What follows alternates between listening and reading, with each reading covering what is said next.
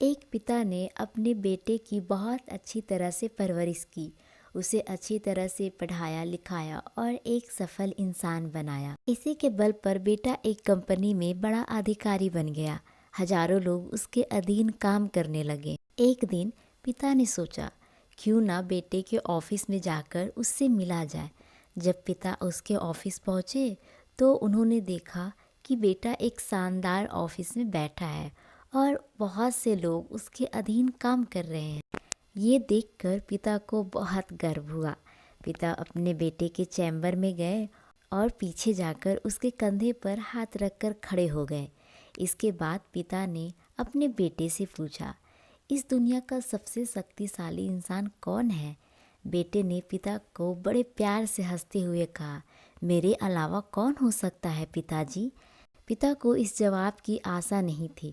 उसे विश्वास था कि उसका बेटा गर्व से कहेगा, पिताजी, इस दुनिया के सबसे शक्तिशाली इंसान तो आप हैं, जिन्होंने मुझे इतना योग्य बनाया। बेटे का जवाब सुनकर पिता के आंखें भर आई। वो चैम्बर के गेट को खोलकर बाहर निकलने लगे।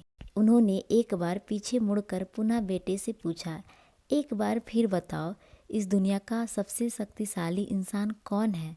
पुत्र ने इस बार कहा, पिताजी, आप हैं इस दुनिया के सबसे शक्तिशाली इंसान। पिता ये सुनकर आश्चर्यचकित हो गए।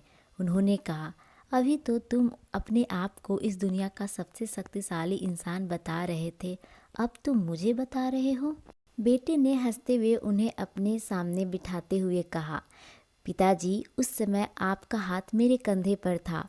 जिस पुत्र के कंधे पर पिता का हाथ हो, वो तो दुनिया का सबसे शक्तिशाली इंसान ही होगा ना। पुत्र की बात सुनकर पिता की आंखें भर आई। उन्होंने अपने पुत्र को कस करके गले लगा लिया। सच है, जिसके कंधे पर या सिर पर पिता का हाथ होता है, वो इस दुनिया का सबसे शक्तिशाली इंसान होता है। हर पिता चाहता है कि वो अपनी संतान को अच्छे से अच्छी शिक्षा प्रदान करे, ताकि वो भविष्य में कुछ बन सके।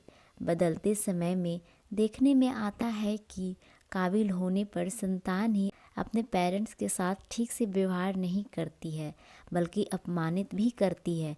हमें समझना होगा कि एक दिन हम भी बूढ़े होंगे, उस समय हमारी संतान भी ऐसे ही व्यवहार करेगी, तब हम क्या करेंगे? तो दोस्तों, आपको कैसी लगी ये कहानी नीचे कमेंट करके हमें ज़रूर बताएं। अगर आपको ये कहानी अच्छी लगी तो मेरे चैनल को सब्सक्राइब करें, लाइक करें, शेयर करें। कहानी सुनने के लिए आपका बहुत बहुत धन्यवाद।